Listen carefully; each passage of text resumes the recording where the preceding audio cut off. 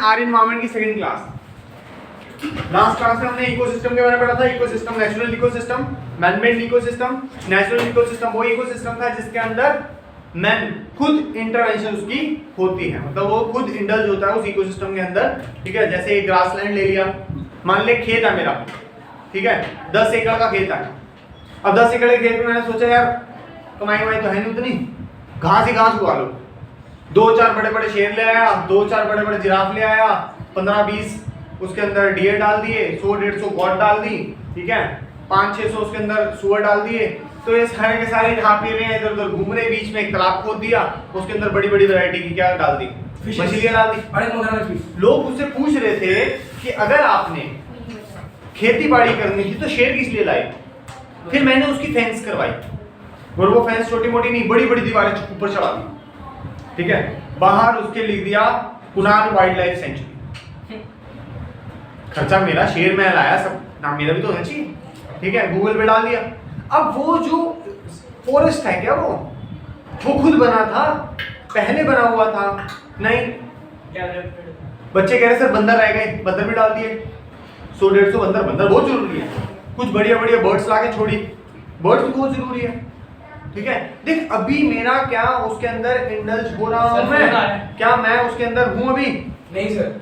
क्यों नहीं हूँ? सारा काम तो मैंने किया है, ठीक है ना, सारा काम कर कौन रहा है? मैं कर रहा हूँ ना, तो मैं तो ऑब्वियसली इन्वॉल्व हूँ उस केस में। और अब जब मैं उस केस में इन्वॉल्व हूँ तो मैंने सारा सिस्टम का सेटअप किया। पहले तो वो एक खेत था, अब वो लग रहा है कि ऐसा इन्वायरमेंट, ऐसा एक इकोसिस्टम जिसके अंदर लोग इकट्ठे हो रहे हैं, तो वैसे इकोसिस्टम को हम लोग क्या बोलते हैं? Man made ecosystem. ऐसे इकोसिस्टम को क्या बोलते हैं? जिसके अंदर जो ह्यूमन है वो खुद इन्वॉल्व हो, that ecosystem is known as man made ecosystem, ठीक है। लेकिन अब 15-20 साल बीत जाएगा इसके, मैंने इसके अंदर सारी कंडीशंस ऐसे रखी हैं कि ये अब 15 से 20 साल बाद खुद अपने आप को रन करेगा। शेर डाल दिए, बकरियां डाल दी, हिरन डाल दिए, सुअर डाल दिए, मछली डाल दी, पोंड खोदा है, स्विमिंग पूल भी खोदा, पोंड खोला, ठीक है, मिट्टी मिट्टी सब कुछ थी उसके अंदर।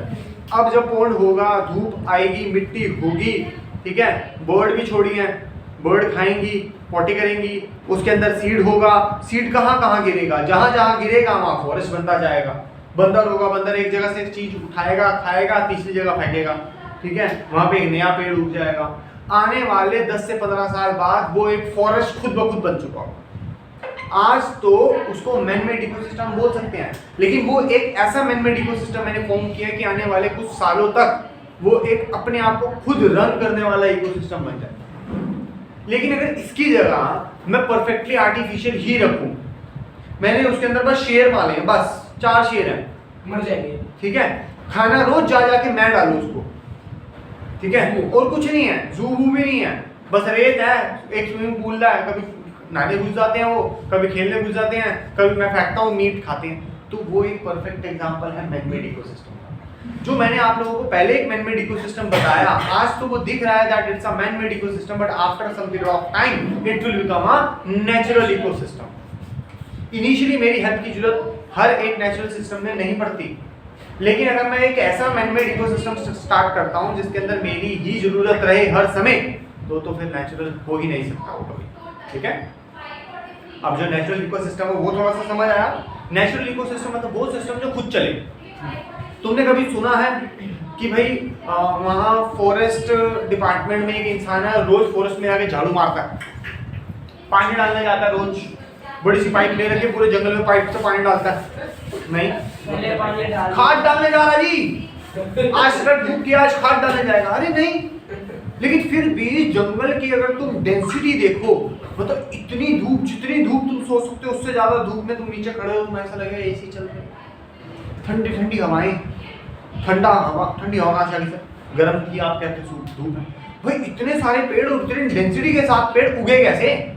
यहाँ पे एक पेड़ लगाने जाओ, उसको खाद पिलाओ, रोज पानी डालो, फिर भी मर जाता है, समझो। तो एक ऐसा इकोसिस्टम उसने अपने आप आसपास फॉर्म कर लिया।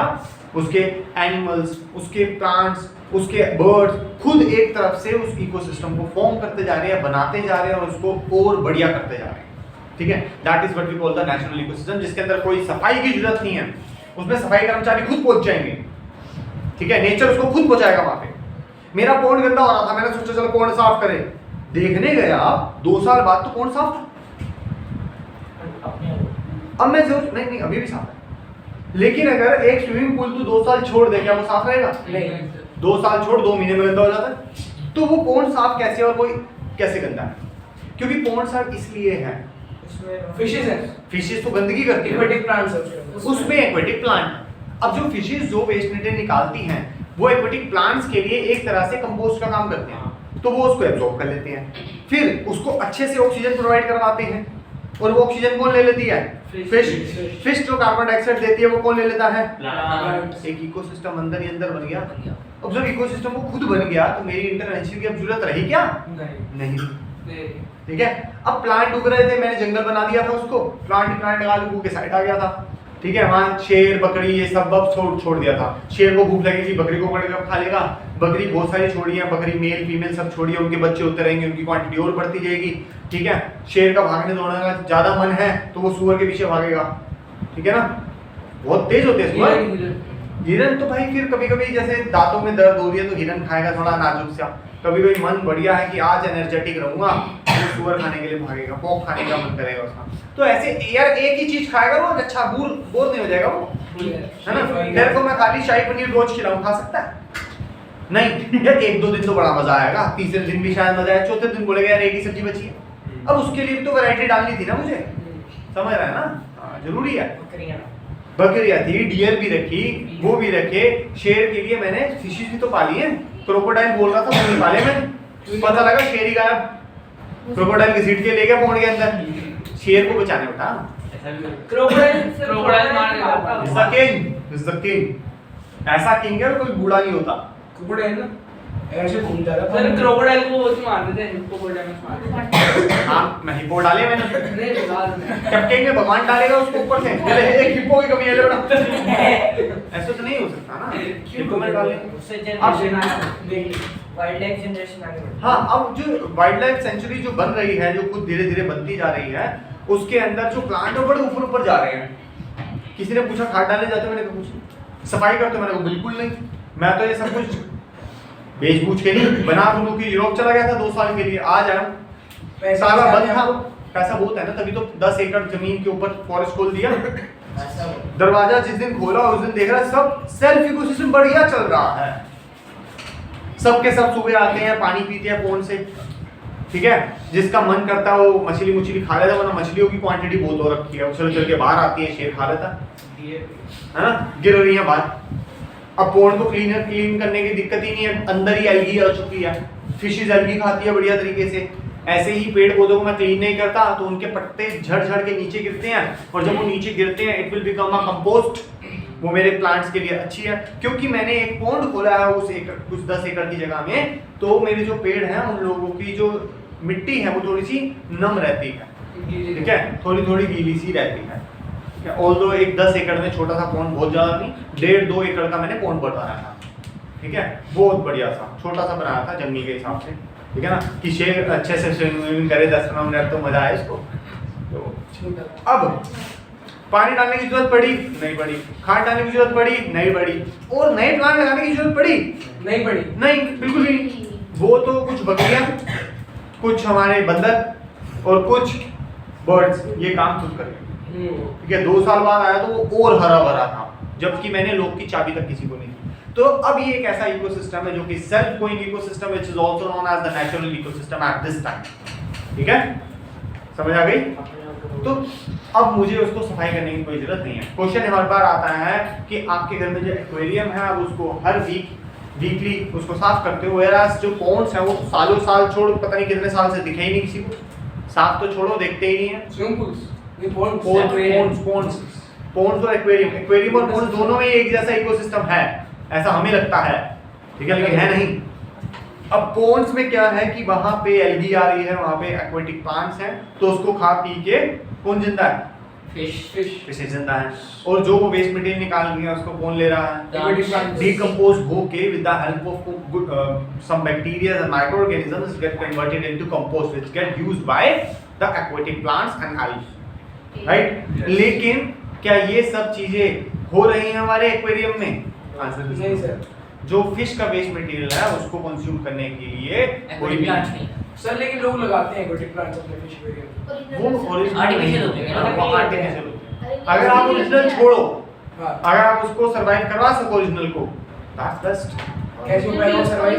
वो मुझे नहीं आता। देख मैं एक जगह गया था, तो उन्होंने क्या किया था, घर मान लो उनका 40 फीट चौड़ा है, ठीक है, तो उन्होंने 4 फीट अंदर आए थे, ठीक है, 3 फीट और गए, अब घर बनाना शुरू किया, तो ये जगह क्या छोड़ी, उन्होंने एक नेचुरल पोंड सा बना दिया, पत्थर वत्थर लगा दिए, मिट्टी विट्टी नीचे फेंक दी, अब ऊपर से झरना लगा दिया, झरना इसलिए लगा कि उनको ऑक्सीजन मिल सके, ठीक है, और ये सब सिस्टम किया। फिर मैंने उनसे पूछा कुछ खाना डालते हो, कह रहे जरूरत नहीं है, इतनी बड़ी बड़ी मछलियाँ खाने को नहीं डालते हो? प्लांट है ना? कह रहे स्टार्टिंग में डाला था, अब तो हमें जरूरत ही नहीं पड़ती, हम डालते हैं खाते नहीं है, एल्गी बोलता है उसके अंदर, समझे, जिसको हम लोग सोचते हैं गंदगी होगी वो साफ कर दे, उसमें एल्गी बोलता है, वही तो खाना उसने फिश ने, समझे, और सुंदर सुंदर फिश, जितनी प्यारी प्यारी फिश।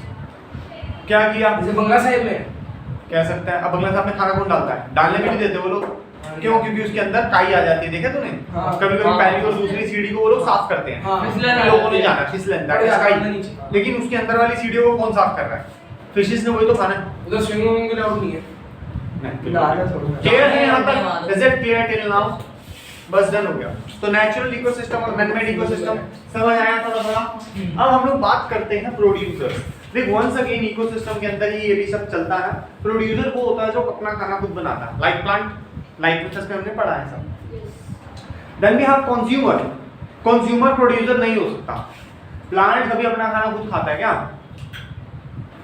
बिल्कुल, प्लांट अपना खाना खुद खाता है, ठीक है, जो खाना वो अपने लिए बनाता है वो खुद खाता है, जो वेस्ट मटेरियल होता है वो हम खाते हैं। अच्छा, समझा? प्लांट का खाना तुम खा ही नहीं सकते, तुम खाली उसका वेस्ट मटेरियल ही खा सकते हो, ठीक है। वो बात करेगा कि उसका होगा वेस्ट मटेरियल, अपना तो खाना है वो, ठीक है ना। जैसे आम, जैसे फ्रूट्स, ठीक है, वो उसके वेस्ट मटेरियल है। नट्स, नट्स का क्या काम था? वो तो रिप्रोडक्टिव ऑर्गन था उसका, ठीक है, तुमने निकाला और बहुत जाना फैट है ये, अब निपटा दिया, ठीक है। वो है नारियल पानी, ठीक है, रिप्रोडक्टिव सिस्टम है उसका, निकाल के पी रहे पानी दबा के, डॉक्टर भी कहते हैं पियो जी पियो, अच्छा है तुम्हारी बॉडी के लिए। हम ये थोड़ा देख सकते हैं कि उसका रिप्रोडक्टिव सिस्टम है, या उसका हाथ है, उसका पैर है, उसका मुंह है, उसका टांग है, ठीक है ना। जो खा रहे तो ऐसे सब चलता है ना। आते कई लोग बहस करने हमारे साथ, कहते हैं जी हम चीजों को मार के नहीं खाते, फिर तो बस वो पानी पीते हैं और हवा खाते हैं बस।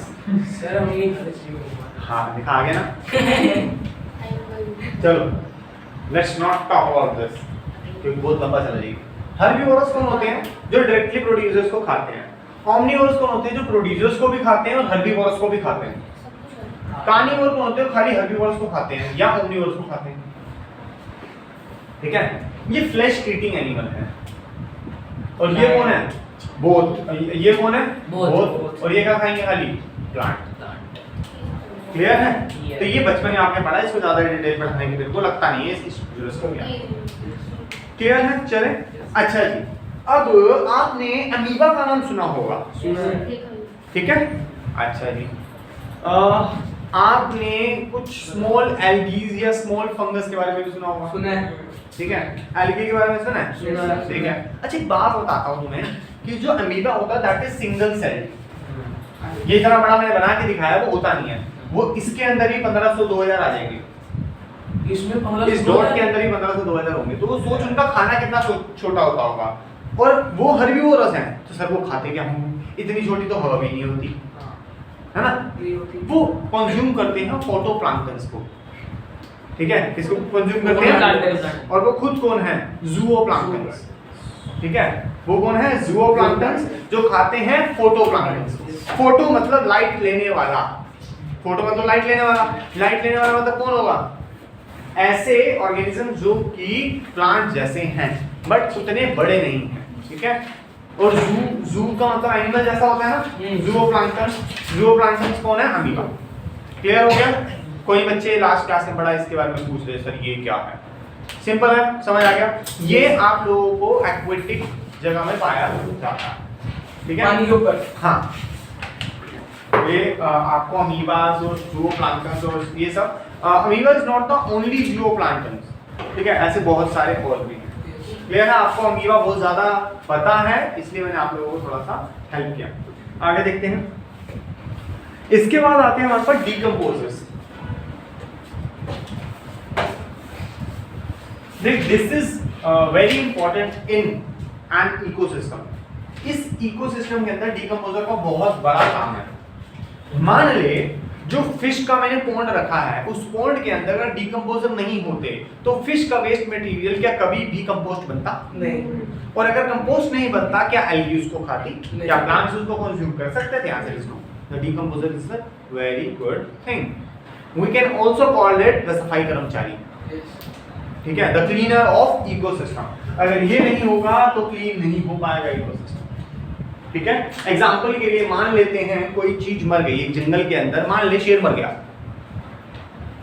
डीकम्पोजर खा लेंगे। सुन तो ले, अब ये थोड़ा ना होगा कि 4 बंदे जाएंगे फट्टा लेके कि उसकी अर्थी लेंगे फिर निकालेंगे फिर जलाएंगे, इतना सिस्टम नहीं है भाई। वहां पे मरा हुआ पड़ा तो पड़ा हुआ है, माइक्रो ऑर्गेनिजम्स आएंगे खा पी के हड्डियां छोड़ के निकल जाएंगे, पता नहीं लगेगा। ठीक है। Decomposers, yes, micro organisms. अब कई बच्चे बोलेंगे सर वल्चर आएंगे, कई बोलेंगे सर क्रो आएंगे, बिल्कुल आएंगे, जिसका जितना हक बन पड़ेगा वो उतने आएंगे। वो भी डीकम्पोजर है, वो नहीं है, वो डीकम्पोजर्स नहीं है, they are the top carnivores, वो कार्निवोर्स हैं। अच्छा वो डीकम्पोजर। वो भी कब तक खा सकते हैं, इट ऑल डिपेंड्स, ठीक है ना, कितना खा सकते हैं वो भी एक डिपेंडेंसी में है, ठीक है ना। मान लिया हाथी मर गया, बता कितने वल्चर्स खा लेंगे इसको? चल मैं कहूँ खा भी गए, फिर भी कितना ही खा लेंगे, ठीक है ना। तो यही एक सिस्टम है जिसके अंदर decomposer is the last thing, decomposer के बाद कुछ नहीं है, ठीक है, डीकम्पोजर लास्ट है। क्लियर है? फिर से साइकिल चालू हो जाती है, डीकम्पोजर वापस किसको एनर्जी देता है? प्रोड्यूसर को, प्रोड्यूसर एनर्जी कंज्यूमर को, कंज्यूमर से फिर डीकम्पोजर, डीकम्पोजर से वापस, this is the cycle. Clear है? और डीकम्पोजर ना होता तो ये साइकिल कभी कंप्लीट नहीं होती और self made ecosystem like natural ecosystem कभी एग्जिस्ट नहीं करते। जैसे खाद, यही तो खाद बनाता है, डीकम्पोजर्स। इसको छोड़ते हैं हम लोग तभी खाद बनती है, ठीक है, बस उसके तरीके अलग अलग हैं। ये दांत हम गाड़ देते हैं उसके अंदर, दांत कभी कंपोस्ट नहीं, डीकम्पोज नहीं होता। अच्छा तो हम उसके बाद निकालेंगे, निकाल ले, निकल जाएगा वैसे को वैसे ही, ठीक है। मांस गायब होता है, हड्डी गायब होती है, सुनी है? डायनासोर की कुछ हजारों साल पुरानी हड्डियां मिल गई हमें, उसके दांत तक मिल गए, ठीक है, पूरा जबड़ा बना हुआ उसका, और कहीं तो ऐसे के ऐसे मिल गए पूरे का पूरा, उसकी एक एक हड्डी मिल गई हमें, हाँ मिल गए, समझ रहा है? इतनी मजबूत हड्डियां थी उसकी, और ले जाके उसको परफेक्टली सेटल करके म्यूजियम में टांग दिया पूरे के पूरे वो डायनासोर। कौन है जिसके सींग मिलते हैं? हाथी कौन है? डायनासोर दांत होते थे लंबे लंबे। नहीं जो सर सींग वाला राइनोसोरस, डायनासोरस नहीं, मैमथ्स, वो उनकी पड़ी है ना अभी म्यूजियम में हमारे पास, बड़े हाथी, टाइटानो बुआ के भी बड़े साइज के, आजा बेटा चलो। उनसे पहले की भी है हमारे पास कुछ फॉसिल्स, ठीक है, फॉसिल्स होती हैं। अगर किसी ने भी कल की मूवी देखी हो तो एक घोड़े से अंकल लेके आते हैं ना वो काला सा पत्थर, अश्वत्थामा, नहीं अच्छा वो दूसरे अंकल जो गंजे उससे पहले अंकल, उससे पहले वाले, हाँ। तो वो जो खोलते हैं एक्चुअली ध्यान से अगर कोई देखे दैट वाज अ फॉसिल, चमक भी होता है, चमकेगा, चमकता बाद में है वो तो टूटने के बाद, लेकिन जब वो खोलता है अगर उसको ठीक तरीके से दिखाते मूवी के अंदर तो उसके अंदर फॉसिल्स के निशान होते हैं, समझे? वो पहले का ऑर्गेनिज्म था, शंख जैसा दिखता है, ऐसा लगता है पत्थर के अंदर कोई चीज शंख जैसा है। क्लियर है? तो ऐसी छुपा छुपा के रखता है। हाँ, क्लियर हुआ? Producer, consumer, decomposer. कहानी सुना रहा है क्या उसको? मैंने कहा कल की कहानी सुना।